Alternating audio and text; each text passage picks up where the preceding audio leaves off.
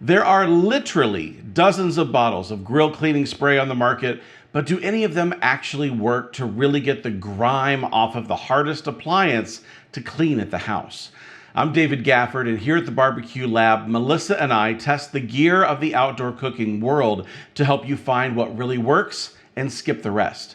In this video, we are testing each cleaning spray on stainless steel exteriors, grill grates on a 6-year-old grill, painted surfaces, outdoor kitchen doors and drawers, and a whole lot more. So let's meet the contenders and see what we're working with. We're testing 11 different cleaners, some of which are specifically marketed as a grill cleaner, and others that are more heavy-duty multi-purpose cleaners. First up, costing 16 cents per fluid ounce, we have Barkeeper's Friend Multi-Purpose Cleaner. Next, at 27 cents per fluid ounce, we have Zep Heavy Duty Citrus Degreaser and Cleaner. At 30 cents per fluid ounce, we're testing the Citrusafe Barbecue Grill Cleaner. Dawn PowerWash Heavy Duty costs 37 cents per fluid ounce. The Pit Boss Grill and Smoker Cleaner and Degreaser costs 40 cents per fluid ounce. And then costing 57 cents per fluid ounce, we have both the Goo Gone Grill and Grate Cleaner and the CLR Barbecue Grill Cleaner. Traeger's Grill Cleaner costs 62 cents per fluid ounce. Weber's Grate and Grill Cleaner costs 68 cents per fluid ounce. And the most expensive of our sprays is this Mr. Barbecue All-in-One Grill Cleaner, costing 73 cents per fluid ounce. And lastly, just for kicks, we're also testing these crocodile cloth grill wipes, costing 25 cents per wipe. Now, this isn't a sponsored video, and we purchased all of these for the purposes of this test, so we don't have a horse in this race, and we're going to show it to you straight.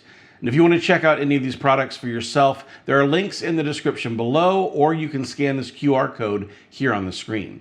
When you shop, it supports our channel, and we can keep making videos like this coming your way. In just a second, we're going to show you how each of these cleaners performed cleaning stainless steel. But first, let's look at the spray pattern for each bottle. The Zep, Pit Boss, CLR, Traeger, and Mr. Barbecue sprays alternate between spray, stream, and off, and have a more watery consistency prone to running. The rest of the bottles only offer on and off, with the Weber and Citrusafe both giving off a slightly foamy mist. Barkeeper's Friend giving a slightly more foamy mist, Dawn PowerWash giving an extended foamy spray, and Goo Gone spraying a very thick foam. As we get into the testing, we'll see the role that the spray pattern plays in the cleaning power of each product.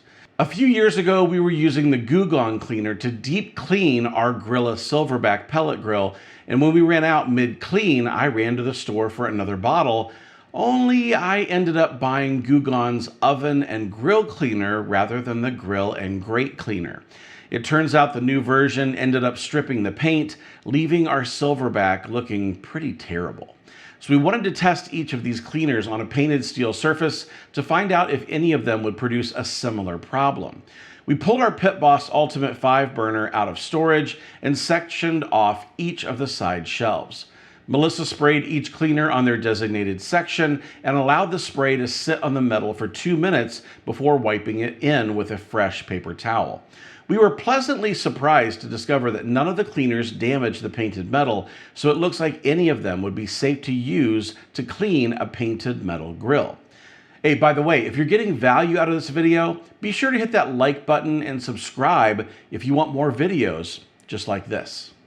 Next up, we tested each cleaner on stainless steel surfaces. First, we assigned each cleaner to a different drawer in our outdoor kitchen. Melissa applied the same spray and wiping technique using a fresh microfiber cloth for each one. After they were all complete, we looked back over the results to compare.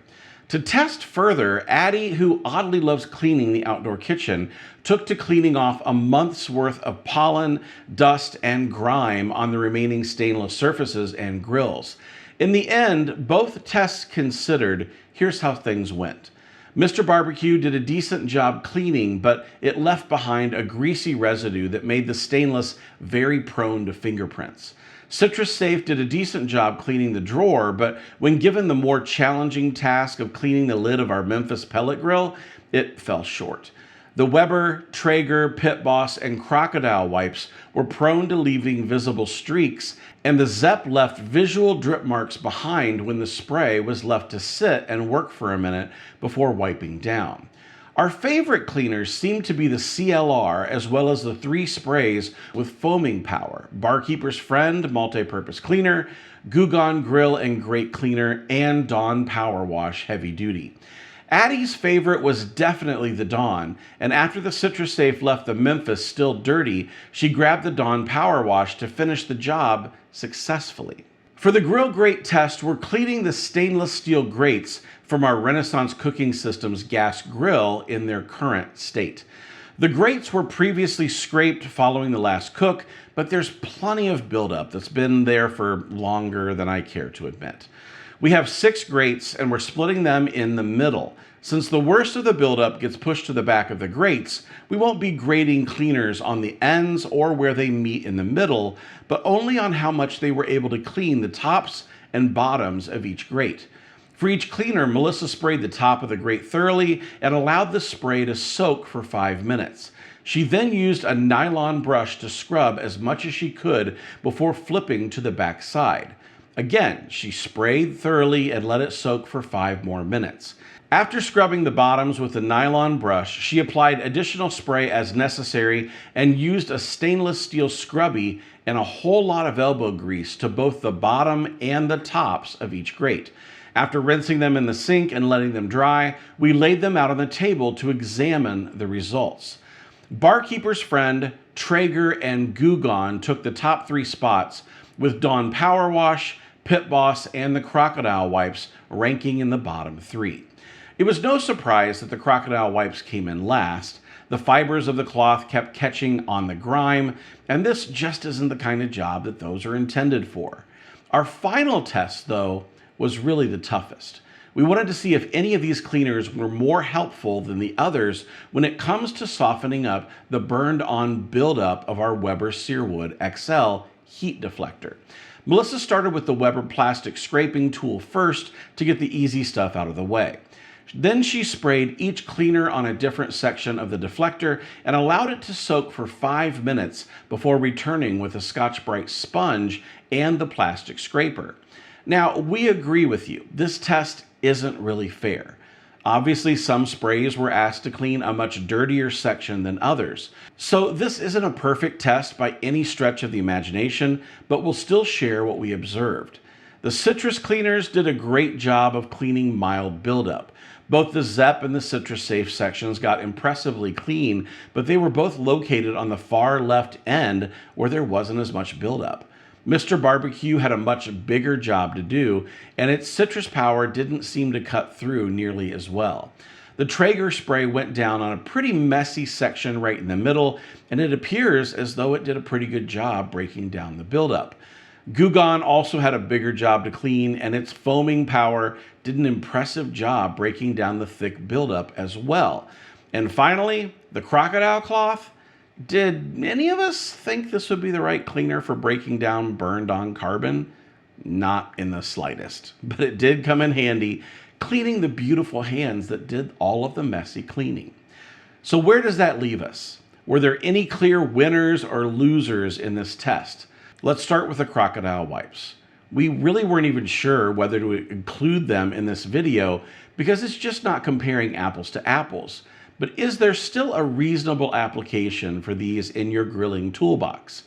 No, you're not going to use these for cleaning the big jobs, but there are a lot of little messes along the way that these wipes would be perfect for.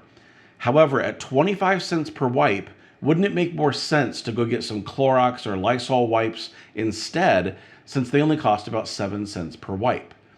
The answer is maybe, but the Crocodile wipes are much bigger and thicker.